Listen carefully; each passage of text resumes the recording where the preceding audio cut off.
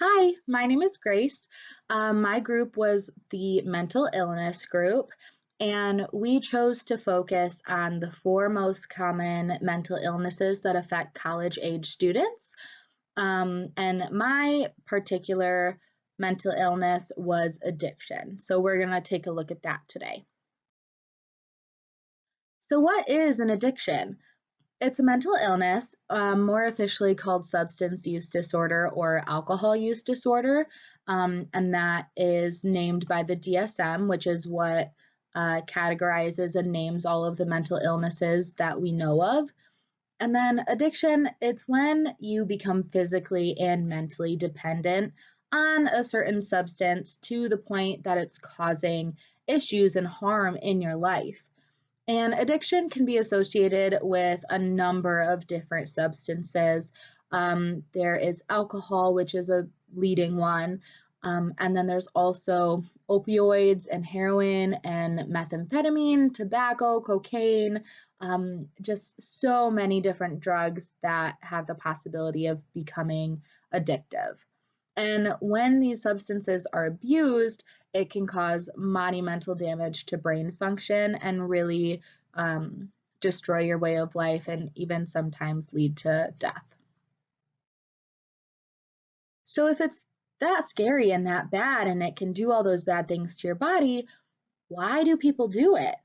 There are a couple reasons for that. And one of them is that some of the drugs that I mentioned earlier provide a feeling of euphoria and pleasure.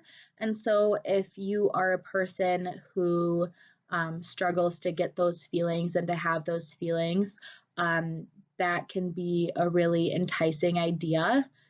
And then others can be used as a way to relieve stress. One of the big ones for that is marijuana because it can help you relax.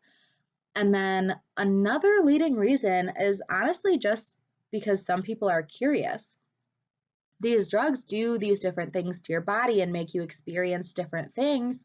And when you're in college, especially, and you are in the party scene and hanging out with new people, these substances may be around and there may be peer pressure to try them. But you might just be curious and want to see how your body reacts. But the downside to that is that if it's an extremely addictive drug, let's say like heroin, your body becomes really dependent on it very, very fast. And that's when addiction can be a big role. So, how many people actually are suffering from this mental illness? So, in 2017, almost 20 million people over the age of 12 suffered from substance use disorder in the United States. And 74% of those adults that suffered from substance use disorder suffered from alcohol use disorder at the same time. And so they were addicted to a certain drug as well as alcohol at the same time, which is also really bad. And then when it comes to men, almost 9.4% are suffering from substance use disorder, and then 5.2% of women suffer from it. So when it comes to the addiction and college age kids, that would be the age from 18 to 25. Almost 5 million people suffer from the disorder in that age range. And when you're at college and you're a full-time student, you're twice as likely to abuse drugs or alcohol, which can then lead to addiction. And like I said, so 18 to 25, 5 million people, that's 10% of young adults that are suffering from addiction. And that's not a small number. And on college campuses, you're most likely to get involved with alcohol, of course. Party scenes, college campuses are known for that. Alcohol is a big one. But you're also more likely to get involved with Adderall, marijuana, and ecstasy, which can all be addictive.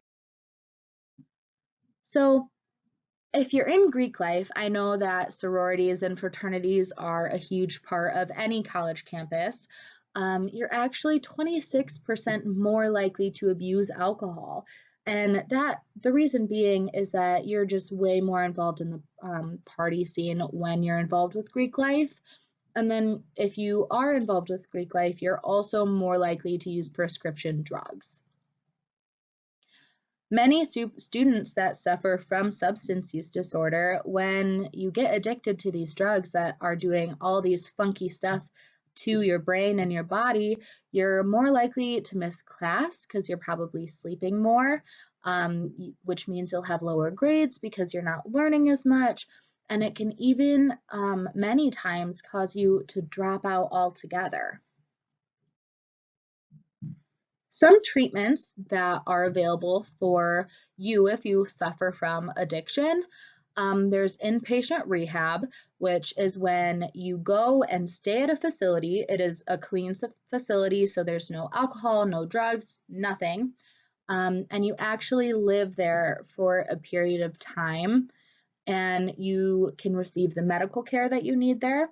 And then you're also receiving a lot of therapy services as well. And that's around the clock. That's 24/7 if you need it, to help you with the process of recovery. There are also a thing called sober living homes. So it's kind of a halfway middle ground between being in inpatient rehab and living completely in society again. When you're in inpatient rehab, all of the triggers and the stressors that may provoke you to drink or use these drugs are gone. None of them are there anymore. But when you're in society, we all know that those stressors are a very real thing. And so sober living homes kind of aid in a gradual reentrance into society, and it kind of helps you cope with all of those different stressors. There's also outpatient rehab, and this offers the same exact services as inpatient rehab. You have therapy and medical services available to you, but you're doing it from the comfort of your own home. Some people have families and have jobs, and they don't have the luxury of going and staying in a facility for weeks on end to recover. And so this option helps you keep working, keep caring for your family, but also getting the treatment that you need.